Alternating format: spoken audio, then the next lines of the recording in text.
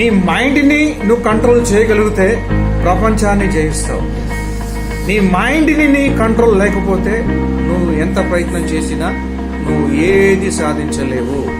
సాధించాలన్నా నీ mind. Universe మొత్తం ఎక్కడుంది? నీలోనే ఉంది. నీ మైండ్ ఏదైతే చెప్తుందో అదే నీ లైఫ్లో జరుగుతుంది. What ever your mind conceives that delivers. నీ మైండ్ ఏదైతే కన్సీవ్ చేస్తుందో అదే డెలివర్ అవుతుంది. నీ మైండ్లో చెత్త చెదారం ఉందనుకో, నీ చెత్త చెదారమే నీకు కనబడతా ఉంటుంది. ఫోకస్. కెమెరా, మీ ఐస్ ఎట్లాంటిదంటే ఒక కెమెరా లాంటిది. ఇప్పుడు కెమెరా తీసుకెళ్ళి నేను ఫ్లవర్స్ మీద పెట్టాను అనుకో, ఆ కెమెరా కింద ఏమున్నాయి అక్కడ? చెత్త అయితే లేదుగా, ఫ్లవర్సే కదా, రైట్? నా బాడీకి కెమెరా ఏది?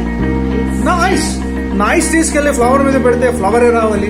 నా ఐస్ తీసుకెళ్లేసి నేను డబ్బు మీద పెడితే డబ్బే రావాలి. నా ఐస్ తీసుకెళ్లి నేను మంచి హెల్త్ మీద పెడితే నాకు హెల్త్ రావాలి. చాలా మంది ఏం చేస్తారు, మీకున్న కెమెరాని తీసుకెళ్లి ఎక్కడ పెట్టారు? పాయింట్ ఉంటే చేయను, రాంగ్. అది నేను పక్కన వాళ్ళ మీద నేను పెట్టాను నేను చెప్పను. నీ కెమెరా ఏం చూడాలనుకుంటుంది? నువ్వు ఏం కావాలనుకుంటున్నావు? నువ్వు దేన్ని కన్సీవ్ అవుదాం అనుకుంటున్నావు? నువ్వు దేన్ని డెలివర్ చేద్దాం అనుకుంటున్నావు? నీ లైఫ్లో ఏది? నీ కెమెరాని జస్ట్ దాని డైరెక్షన్ మార్చు, నీ ట్యూనింగ్ని మార్చు, నీకు సక్సెస్ వచ్చినట్టు.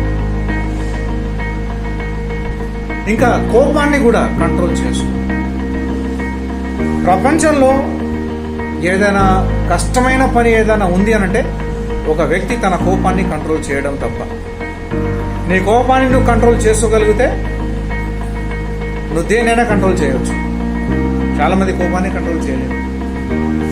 కోపాన్ని కంట్రోల్ చేయాలి అంటే మెడిటేషన్ 2 రకాలుగా మనం చేయొచ్చు. ఒకటి, మార్నింగ్ లేచి మెడిటేట్ చేయండి, లేదంటే బుక్స్ చదివి మెడిటేట్ చేయండి. బుక్స్ చదివి అలవాటు చేసుకోండి, అప్పుడు చూడండి మార్పు వస్తుంది 100%. వాళ్ళందరూ